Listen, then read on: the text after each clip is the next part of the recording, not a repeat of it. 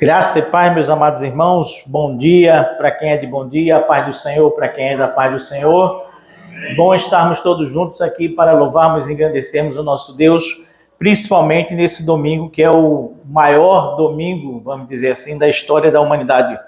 O dia da ressurreição do nosso Senhor Jesus Cristo.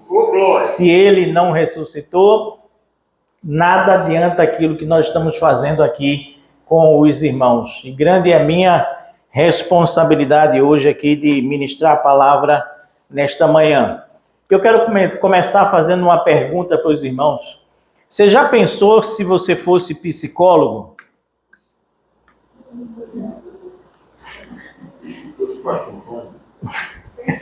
Você tá, talvez você esteja dizendo assim, eu não sou doido de querer ser psicólogo.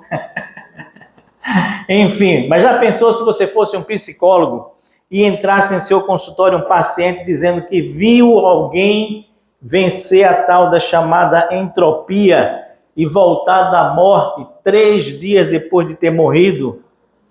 Já pensou? Você é psicólogo? Realiza, você é psicólogo, está ali sentadinho no seu gabinete, entra um cliente e diz assim para você: olha, eu quero conversar com o senhor hoje porque um amigo meu que eu conhecia, ele morreu, faz 3 dias que ele morreu, e hoje ele ressuscitou. E ele está andando pelas ruas aí do bairro mais uma vez. Imagine você, psicólogo, ouvindo isso, o que é que você faria? O que é que você diria por dever de ofício? Você diria: olha, esse camarada está alucinando, está, na verdade, tendo um desvario, um desatino enorme na cabeça dele. Talvez na linguagem popular a gente dissesse assim: Tico e Teco não estão batendo direito aí dentro dessa cabeça de jeito nenhum. Ou seja, de um outro modo, nós estamos dizendo assim que a conta mental dessa pessoa não está batendo de jeito nenhum. A contabilidade mental dessa pessoa não está batendo de jeito nenhum. Em outras palavras, nós estamos tendo aqui aquilo que se chama de um choque de crenças. Choque de crenças. Isso, tecnicamente falando, se chama de dissonância cognitiva. Existe um descompasso entre o que você crê e a realidade que você está presenciando. Essa dissonância cognitiva, ela na verdade começa aqui com as crenças contraditórias, com os pensamentos que não se alinham, que não se coadunam, que não se harmonizam. Depois, é claro que isso gera um desconforto mental muito grande nas pessoas. Você vinha acreditando muito numa determinada coisa, era um paradigma na sua vida. De repente, isso muda completamente. É claro que vai dar um desconforto mental grande, que vai gerar um conflito também de comportamento, que por sua vez vai gerar uma mudança de atitude, ou seja, você vai ter que mudar de alguma forma, de algum jeito. Você vai ter que fazer um ajuste nas suas crenças. Isso vai gerar uma tensão cognitiva muito grande, que por sua vez vai virar uma racionalização, uma busca nova de consistência, até que se transforme novamente numa crença. Entendeu? O que é dissonância cognitiva? Exatamente isso que aconteceu com aquelas primeiras mulheres que foram visitar o túmulo de Jesus. Exatamente isso. Naquela manhã, 3 mulheres foram visitar o túmulo de Jesus logo cedo. E é a partir daqui que nós temos o nosso tema de hoje, de nossa reflexão, que é ressurreição, perplexidade, delírio ou admiração. O que é, portanto, ressurreição para cada um de nós? Veja bem, aquelas mulheres, elas haviam se preparado. O texto começa dizendo, e aí você pode já abrir sua Bíblia, Lucas, capítulo de número 24.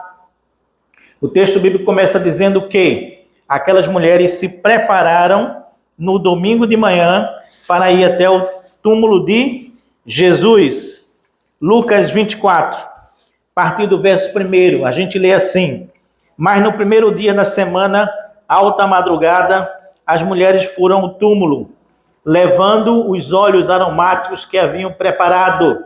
Ou seja, elas haviam se preparado para aquele momento, para aquele instante, e encontraram a pedra removida do túmulo. Mas ao entrar, não acharam o corpo do Senhor Jesus. E aconteceu que, perplexas a esse respeito, apareceram-lhe 2 homens com roupas resplandecentes. E estando elas com muito medo e baixando os olhos para o chão, lhes disseram a eles, na verdade, a elas: por que vocês estão procurando entre os mortos aquele que vive? Ele não está aqui, mas ressuscitou. Lembre-se do que ele lhes falou para vocês, estando ainda na Galileia. É necessário que o Filho do Homem seja entregue nas mãos dos pecadores, seja crucificado e ressuscite ao 3º dia. Então elas se lembraram das palavras de Jesus e, voltando do túmulo, anunciaram todas essas coisas aos 11 e a todos os outros que estavam com eles. Essas mulheres eram quem? Maria Madalena, Joana e Maria, mãe de Tiago. Também as demais que estavam com elas confirmaram essas coisas aos apóstolos. Mas, para eles, tais palavras pareciam um delírio, e eles não acreditaram no que as mulheres diziam. Pedro, porém, levantando-se, correu ao túmulo, e abaixando-se viu somente os lençóis de linho, e nada mais. E retirou-se para casa, admirado com o que tinha acontecido naquele dia ali. Ou seja, dissonância cognitiva é o tipo de coisa que dá um nó em nossa cabeça, porque contradiz aquilo que são as nossas crenças, os nossos paradigmas, aquilo que nós acreditamos. Dissonância cognitiva, portanto, é a discordância de crenças, a desarmonia entre pensamentos já estabelecidos. É aquilo que mistura o nosso pensamento e nos faz duvidar daquilo que nós acreditávamos anteriormente. Por isso, a ressurreição é uma pedra de toque, é o fator essencial, é, na verdade, o principal fundamento da nossa fé, como nos diz o apóstolo Paulo em 1 Coríntios capítulo 15, versículo 14. E, vejam bem, os irmãos que sabem podem repetir até comigo. E se Cristo não ressuscitou, é o quê? É vã, vazia, oca, sem conteúdo a nossa pregação. E é vã também a fé que vocês têm. É a partir, portanto, desse paradoxo, dessa dissonância cognitiva, que nós queremos estudar com os irmãos nessa manhã, as divergências de reações que as pessoas têm a respeito da ressurreição de Jesus, ok? Curve sua cabeça e ore comigo nesse momento.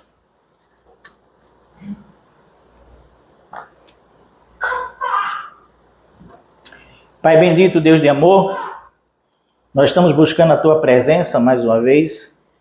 Queremos agradecer o Teu carinho, Tua graça. Queremos agradecer muitíssimo por essa manhã de domingo, tão especial e tão maravilhosa na história da Tua igreja e na história da humanidade, Senhor. É a partir dessas reflexões que nós queremos nos questionar nessa manhã a respeito daquilo que é a Tua palavra, a Tua graça sobre nós, Senhor. Que o Teu Divino Espírito Santo, portanto, esteja ao nosso lado e que Ele possa ser o nosso verdadeiro ensinador. Nós te oramos em nome de Jesus. Amém e amém. Pode me dar um microfone qualquer.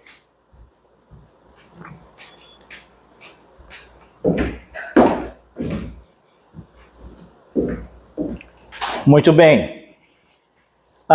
Primeiro ponto que nós queremos ressaltar nessa manhã, primeira coisa que nós queremos enfatizar sobre a reação das pessoas à ressurreição de Jesus, é essa lição que nós temos aqui. Primeira coisa, ressurreição, perplexidade que nos deixa em suspenso. Ressurreição, perplexidade que nos deixa em suspenso. Versículos 2 a 4 desse texto nos diz assim: encontraram aquelas mulheres a pedra removida do túmulo, mas ao entrar não acharam o corpo do Senhor Jesus. E aconteceu que, aí vem a palavrinha, perplexas a esse respeito, apareceram-lhe 2 homens com roupas resplandecentes, que lhe perguntaram: por que vocês estão buscando entre os mortos aquele que vive?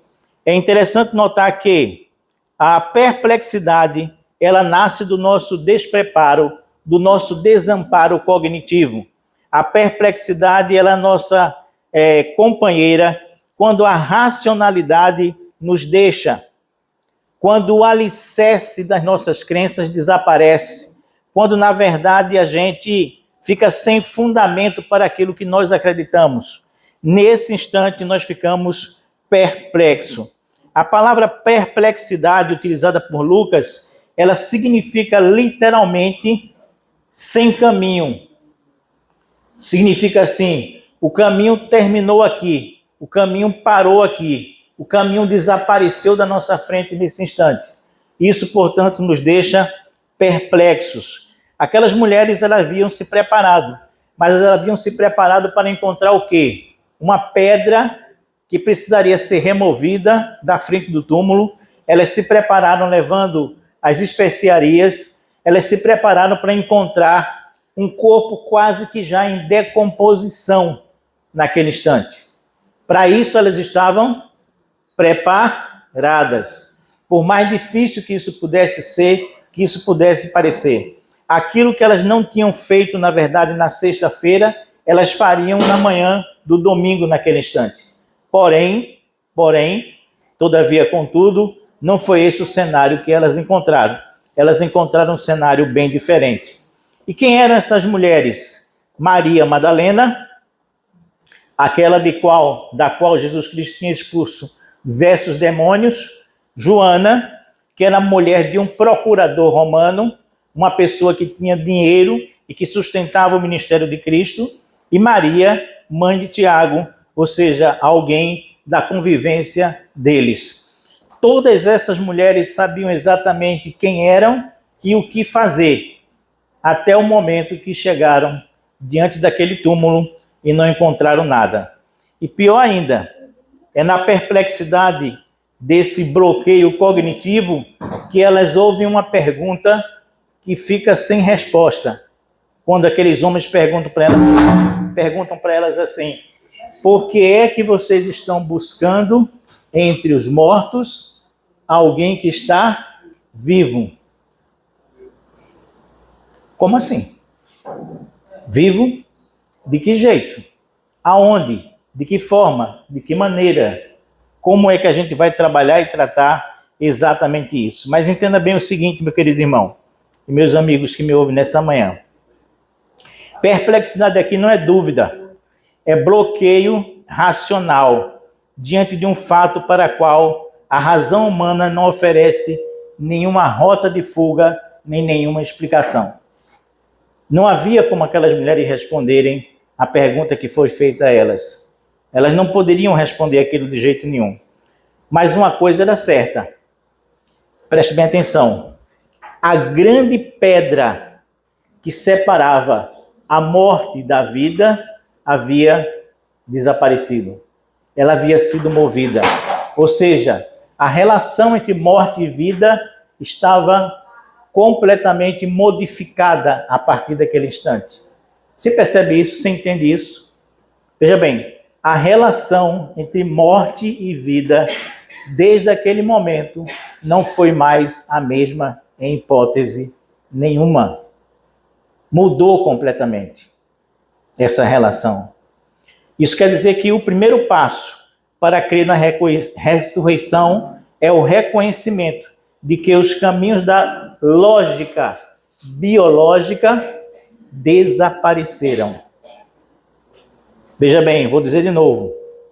O primeiro passo para a gente crer na ressurreição é a gente admitir que o caminho entre a lógica biológica e a fé modificou-se completamente a partir daquela hora, a partir daquele instante. A pedra havia sido removida do caminho. A saída racional terminava e começava a saída da fé no Senhor Jesus. Vê bem, tem muita gente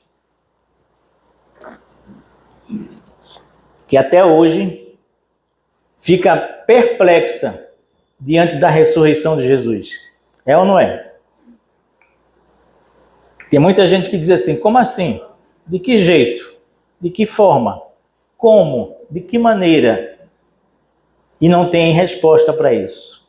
Ou seja, na verdade, a crença na ressurreição começa com a gente ultrapassar a barreira da racionalidade. Beleza? Segunda coisa. Ressurreição, delírio que nos leva a não crer na possibilidade. A ressurreição não só é a perplexidade que nos deixa em suspenso, mas ela é também o delírio que não nos faz crer na possibilidade de vida após a morte. Mas não é assim que diz o texto bíblico aí no versículo 11? Leia comigo o versículo 11. Mas para eles quem? Os apóstolos, tais palavras pareciam um delírio.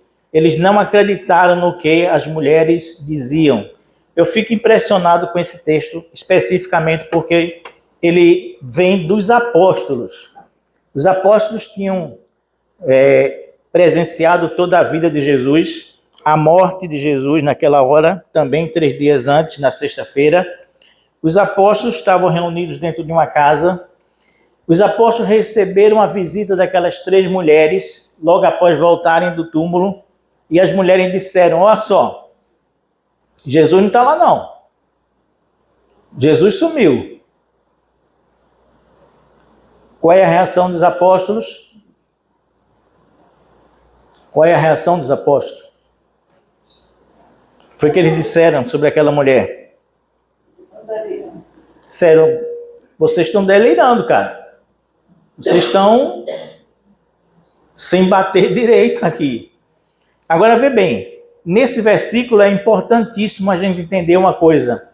A palavra que Lucas usa é uma palavra de um jargão médico. Eu diria que mais especificamente de um jargão psiquiátrico. Porque a palavra que ele usa para se referir ao que os apóstolos dizem a respeito daquelas mulheres é uma palavra que significa leros no grego, que significa o balbucio de alguém que está com febre. As palavras de alguém que está com demência. Você está me entendendo? O que os 12 dizem a respeito daquilo que as mulheres estão dizendo para ele é assim, vocês estão com febre, gente. Vocês estão delirando. Vocês estão, na verdade... no popular, é como se dissesse assim, vocês estão doidas. Vocês estão malucas. Porque isso não pode ter acontecido. É a mesma palavra que na medicina de Lucas dizia que uma pessoa era demente. Entendeu? Então vocês estão doidas, vocês estão dementes, vocês estão balbuciando, vocês estão com febre, então. Deixa eu ver aqui se vocês estão com febre. Ou seja, o uso desse termo pelos apóstolos, que eram homens práticos, eu diria até que em alguns casos bem rudes, é uma expressão de alguém que não acredita na esperança, mas sim acredita muito mais numa patologia mental. O que os apóstolos estão dizendo é assim, entre a gente acreditar na esperança que Cristo pode nos dar, de que Ele ressuscitou, e de que vocês estão com uma patologia mental, a gente está acreditando que vocês estão com uma patologia mental. Em outras palavras, isso não é coisa de gente sã. Em português normal, natural, é alguém que diz assim, vocês estão com uma conversa fiada muito grande. Vocês estão com lero-lero. Aliás, essa expressão do português lero-lero, ela vem exatamente dessa palavra aqui que Lucas usa, que é leros. Lero-lero é quando a gente diz assim que alguém não está dizendo coisa com coisa. Não está dizendo coisa que faça sentido. Ou seja, De outra maneira, de outra forma, os apóstolos estão dizendo assim, vocês estão com uma conversa mole, com uma conversa ociosa, bobagem que ninguém entende de jeito nenhum. Ou seja, homens lúcidos não acreditam em papo furado. Homens lúcidos não acreditam em papo furado. É como quase que se dissesse assim, como a gente ouve hoje, vocês crentes, vocês acreditam em algumas coisas em mim? Vocês acreditam em conto da carochinha? Vocês acreditam em Saci Pererê? Vocês acreditam em coisa que só vocês acreditam, porque ninguém mais no mundo acredita no que vocês acreditam com certeza absoluta. Ou então, muitas vezes, nós somos acusados da seguinte maneira, vocês simplesmente estão repetindo o que o pastor disse. Vocês não têm opinião própria. Vocês são pessoas, Maria vai com as outras, guiados por aquilo que um pastor diz, nada mais além disso. Porque racionalmente não dá para se acreditar no que vocês acreditam. Enfim, a pergunta é, o que é a ressurreição? Perplexidade que nos deixa em suspenso?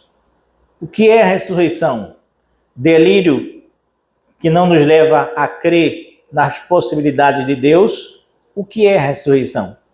Felizmente, nós temos uma terceira via, uma terceira opção, fora essas duas primeiras, perplexidade e delírio. Essa nós vamos encontrar no versículo 12. O que é que diz o versículo 12 aí? Diz assim, Pedro, porém, levantando-se, correu ao túmulo e abaixando-se viu somente os lençóis de linho e nada mais. E retirou-se para casa, admirado com o que tinha acontecido. Ao contrário dos outros discípulos que embarcaram na ideia de que as mulheres estavam delirando, estavam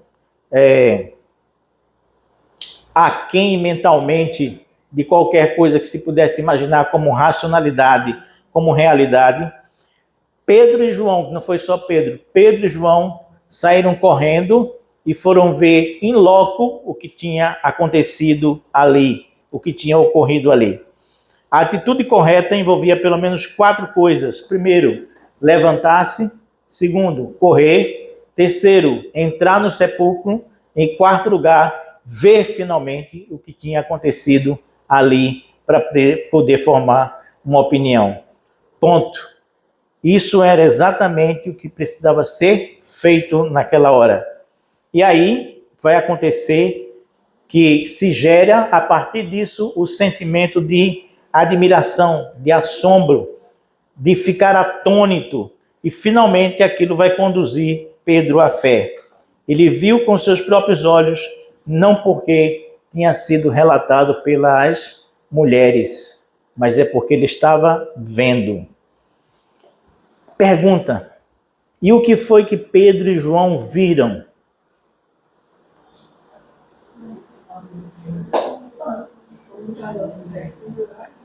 Levantou-se, correu, entrou, viu. Mas viu o quê?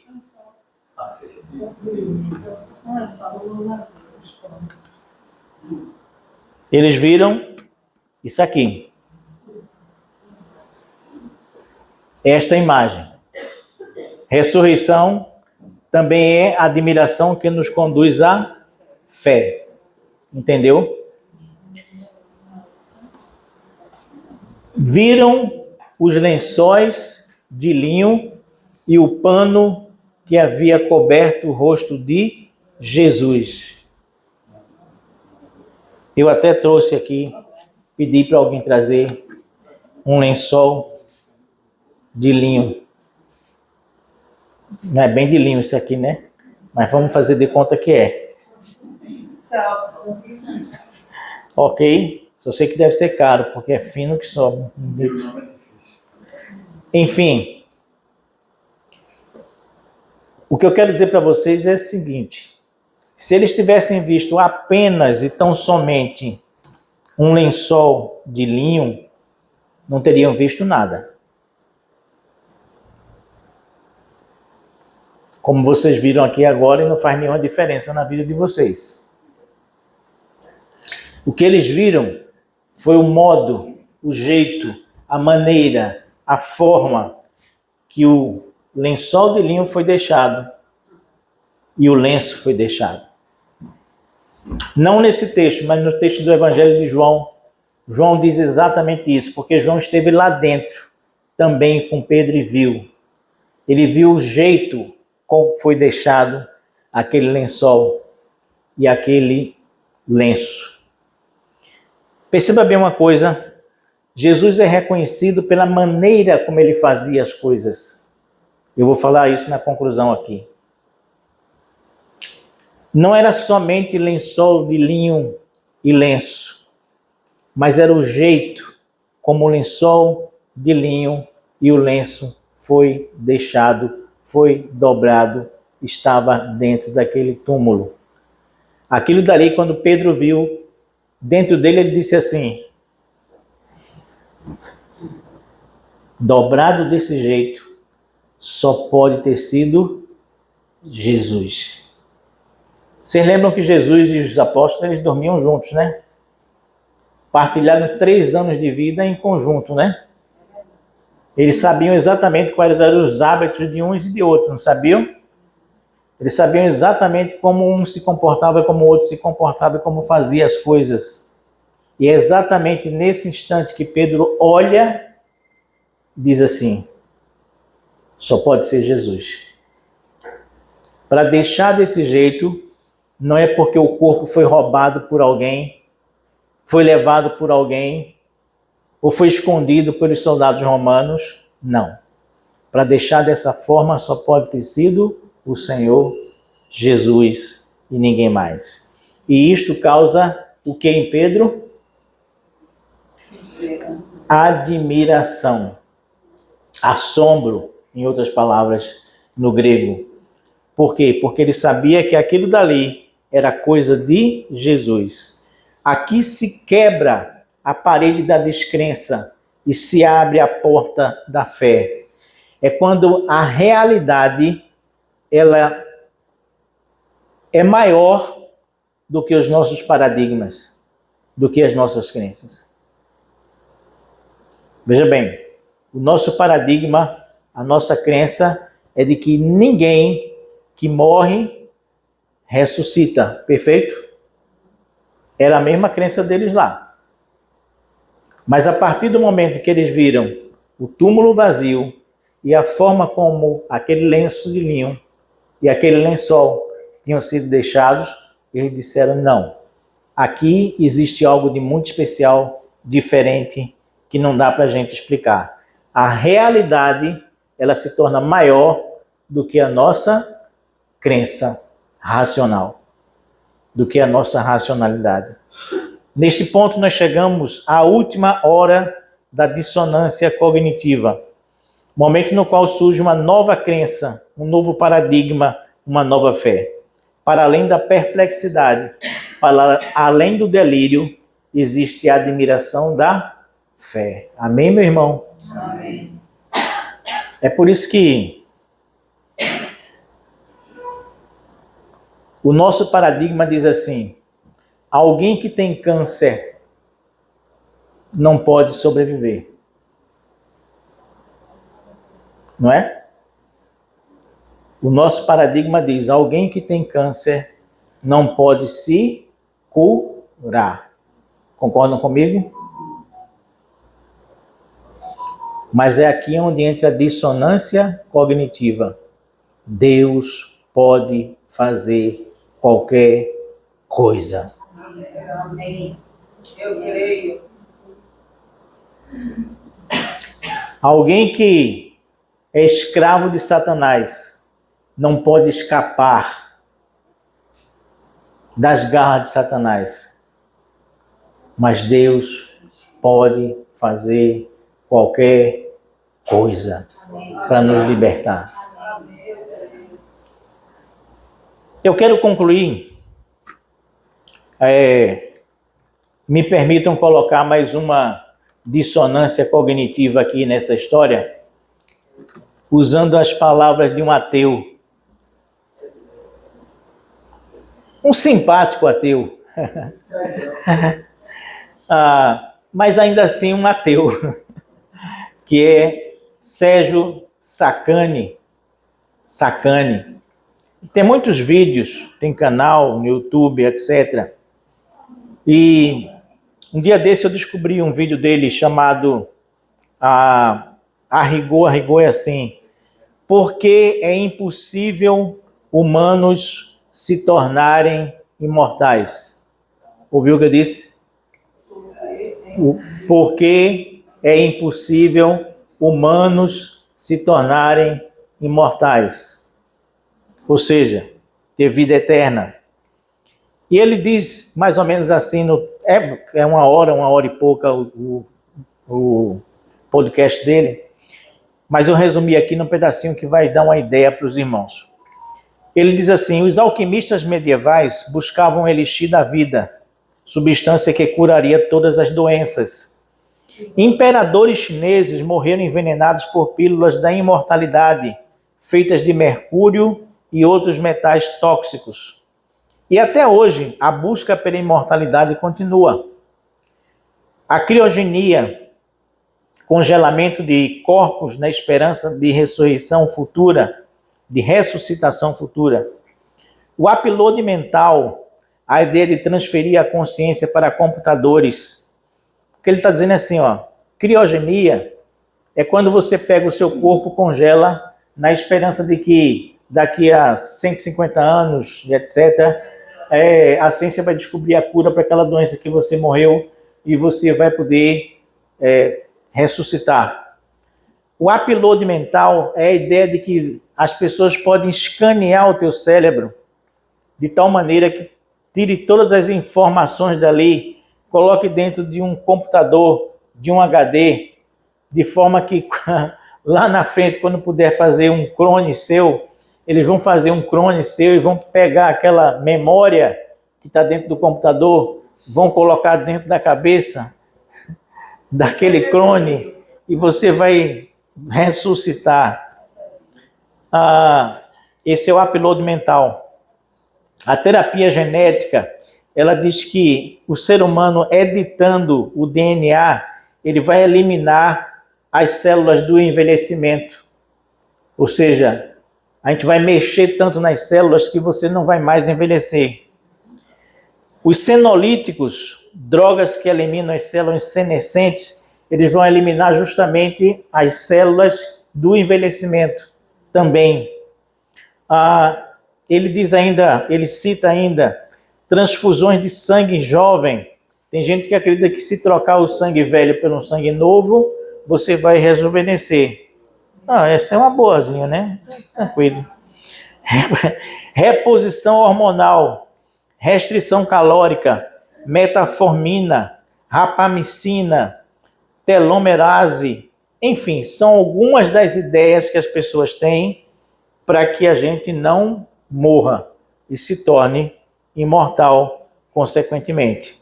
E existem bilionários gastando dinheiro, investindo dinheiro no Vale do Silício para que alguém consiga alguma solução que o torne imortal. Porém, o Sérgio Sacani, ele diz assim: a morte, ela é inevitável. Ele vai, no blog dele, ele vai, na verdade, destruindo cada uma dessas ideias que eu citei para os irmãos aqui, mostrando que é impossível o homem se tornar imortal. Então ele vai dizer, concluindo, a morte não é apenas uma limitação que não conseguimos superar. Ela pode ser uma característica necessária da vida. Uma parte essencial de como a biologia funciona, como o ecossistema se mantém, como a sociedade evolui. E um mundo sem morte pode ser, paradoxalmente, um mundo onde ninguém quer viver. Por quê? Porque é impossível humanos se tornarem imortais. Sérgio Sacani. Você sabe que eu concordo com ele? Você sabe que eu concordo com o ateu? Não concordo plenamente em tudo que ele diz, mas eu concordo com certeza que com este corpo que nós temos não dá. Não funciona. Não dá certo. Não é assim. Não é desta maneira. Aí você pode estar perguntando, mas pastor, como é que o pastor está concordando com o ateu que não existe vida eterna? Eu não disse isso. Eu disse de outra forma diferente aquilo que eu quero explicar para os irmãos. Quando a Bíblia fala de ressurreição, a Bíblia não fala deste corpo aqui. Ela fala de outra coisa bem diferente. Abra sua Bíblia comigo, 1 Coríntios, capítulo 15, versículo 42.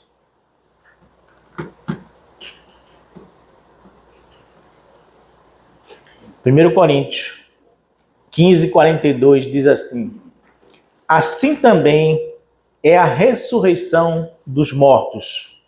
Semeia-se o corpo na corrupção e ressuscita na incorrupção. A palavra do original grego aqui é apartos, que significa não corromper, não apodrecer, não decompor. Ou seja, em outras palavras, nós estamos falando de uma nova biologia. Nós estamos falando de um corpo celestial. Amém? E amém, e amém. A Bíblia nunca disse que esse corpo velho, manco, difícil, complicado, cada vez mais complicado, né, Moisés? Eu e Moisés, a gente troca umas ideias a respeito do que é envelhecer de vez em quando, tá? A Bíblia nunca diz que este corpo aqui é que será o nosso corpo na glória, de jeito nenhum. Ou seja, semeia-se no corpo corruptível, esse que nós temos. Semeia-se. O que você faz aqui, como você lida com a vida, se você aceita ou não aceita Jesus como Senhor e Salvador de sua vida, isso é tudo nesse corpo aqui corruptível.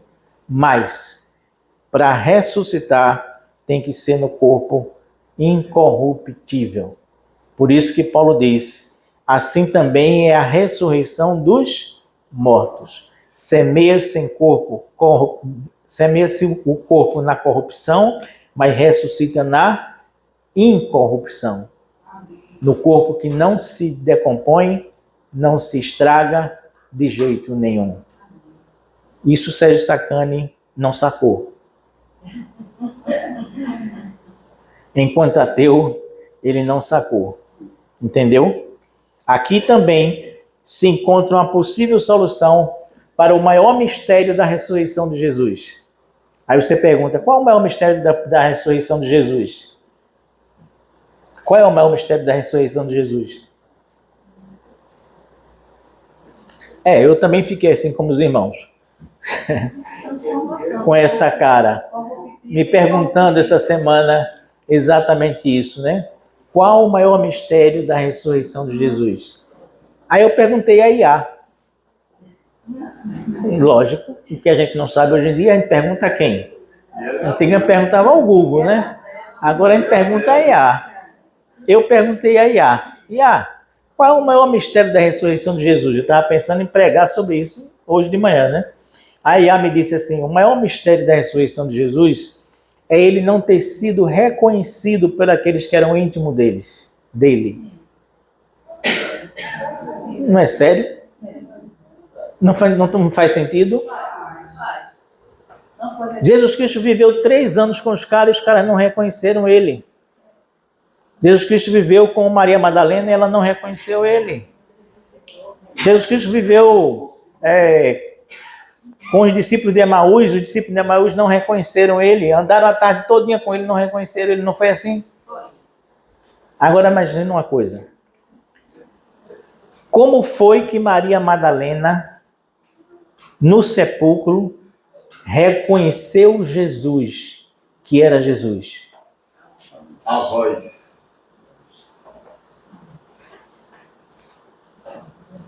Ela só reconhece quem é Jesus na hora que Jesus diz assim, Maria. Aí ela diz, opa, eu conheço essa voz. Eu conheço esse jeito de chamar o meu nome. Eu conheço essa forma, da verdade, de me chamar. Glória. Eu conheço. Eita, Rabone. Ela estava chorando. Apareceu alguém atrás dela. Começou a falar com ela. Por que você está triste? O que é que você está acontecendo? Por que você está chorando?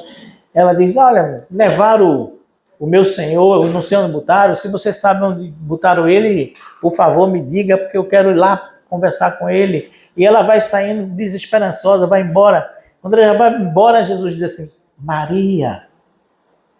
Ela diz, Rabone. Ela responde de imediato, mestre. Aquele Maria era o jeitinho dele chamar ela. E Rabone era o jeito dela chamar ele. Meu mestre, você é meu mestre. Qual foi o jeito que os discípulos de Emaús reconheceram Jesus? Lembra? Andaram a tarde inteira com ele. Conversaram a tarde inteira com ele. Olharam para a cara dele, evidentemente, e não reconheceram. Mas, no anoitecer, dentro da casa deles, ali naquele instante, no momento que Jesus parte o pão, não precisa dizer nada. Jesus não fala nada. É o jeito dele partir o pão, é o jeito dele ser. É o jeito dele fazer a coisa. É o jeito que é só dele fazer. Naquela hora, quando ele parte o pão, os caras olham um para o outro e dizem assim, é ele. A gente falou dele a tarde inteira e não percebeu que era ele que estava andando com a gente. É ele.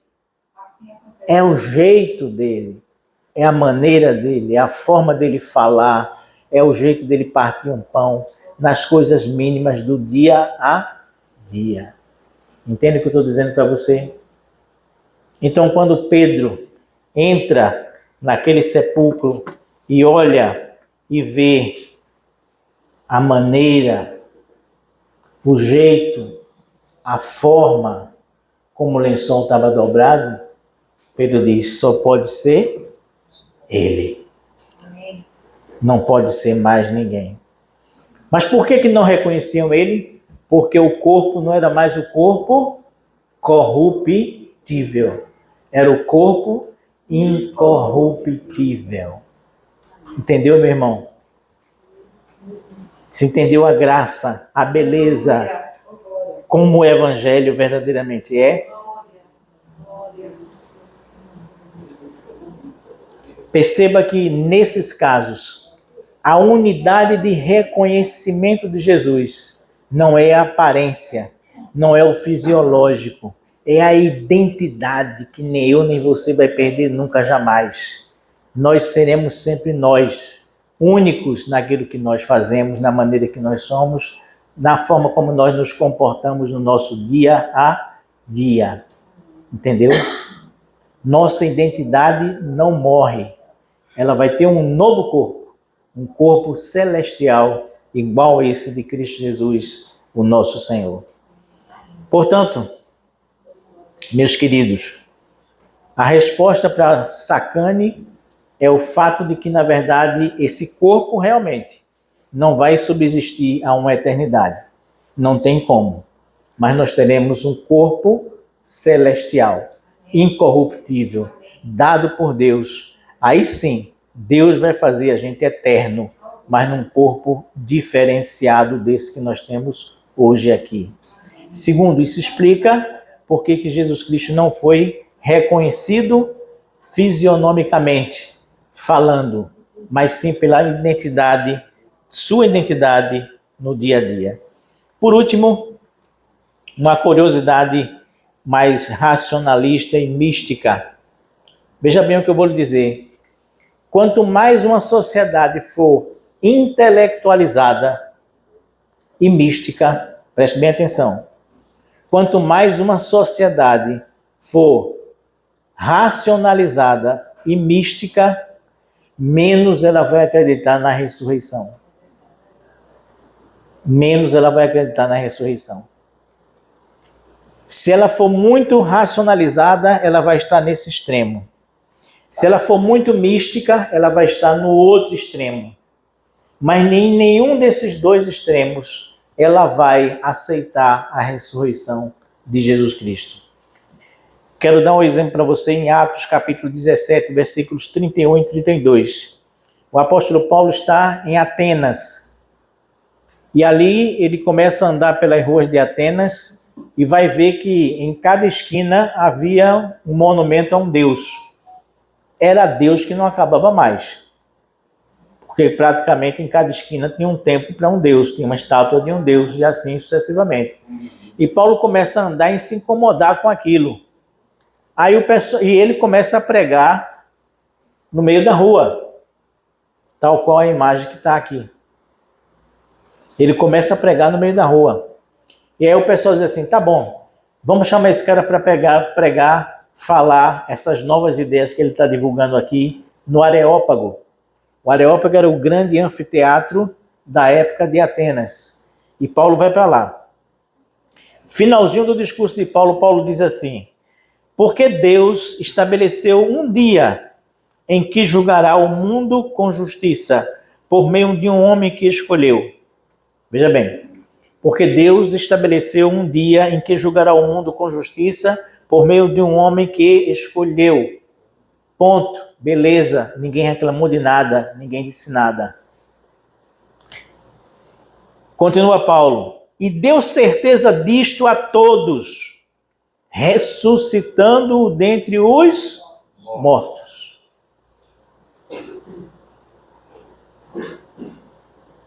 Aí o caldo entorna. Aí a coisa já não desce mais redondo. E o texto continua dizendo assim, quando aqueles filósofos e homens de Atenas ouviram Paulo falar que Deus tinha ressuscitado um homem dentre os mortos, o texto diz assim, quando ouviram falar de ressurreição de mortos, uns zombaram e outros disseram, a respeito disso nós veremos você noutra ocasião.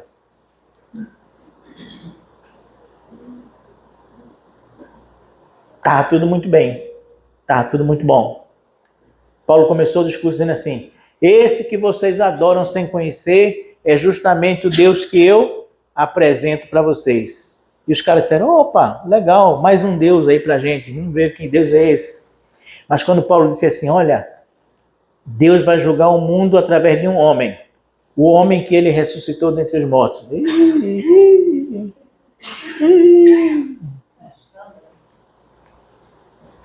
Acho que os atenienses começaram a pensar assim, esse cara está delirando. É delírio. De agora em diante é delírio.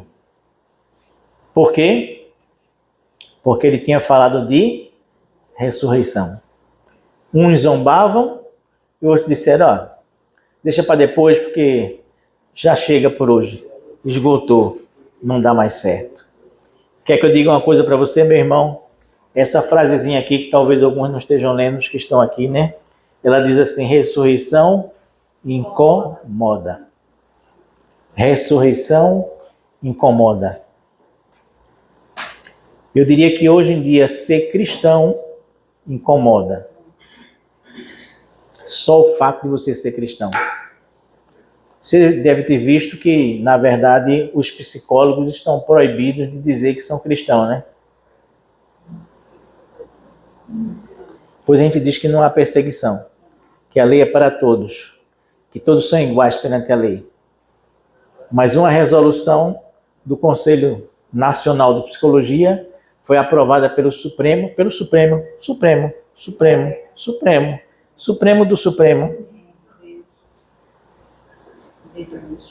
Foi aprovado de que se eu sou psicólogo, eu não posso dizer que sou cristão.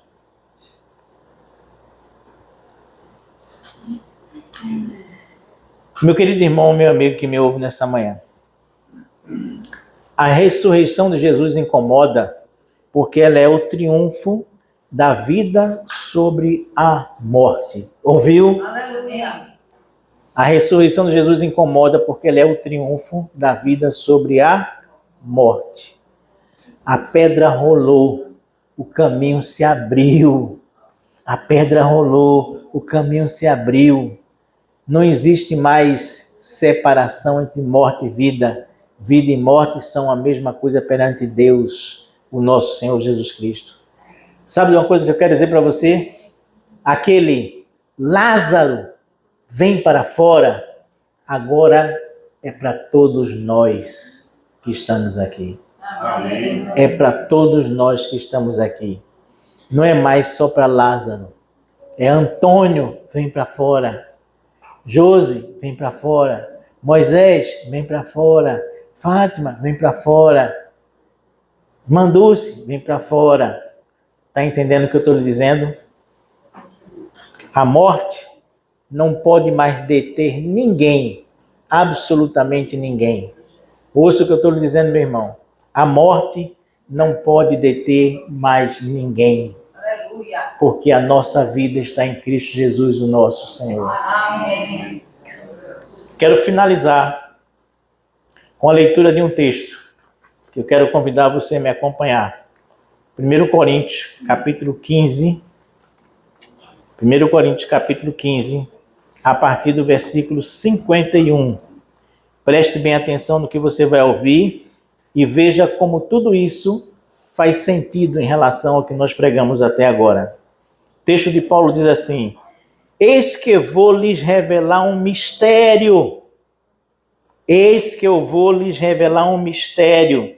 Nem todos dormiremos, mas todos seremos transformados.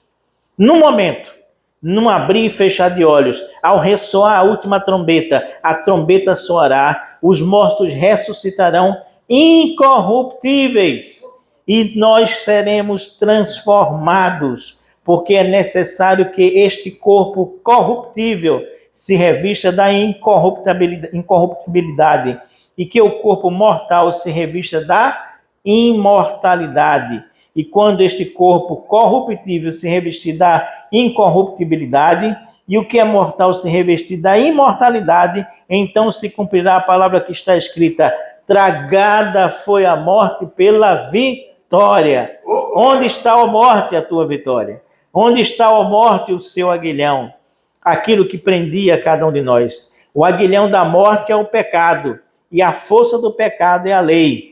Mas graças a Deus que nos dá a vitória por meio do nosso Senhor Jesus Cristo. Portanto, meus amados irmãos, sejam firmes, inabaláveis e sempre abundantes na obra do Senhor, sabendo que no Senhor o vosso trabalho não é vão. Amém, amém e amém. O corpo corruptível se transformará num corpo incorruptível. O corpo que é mortal se transformará num corpo que é imortal, para a glória do nosso Deus. Amém, amém e amém.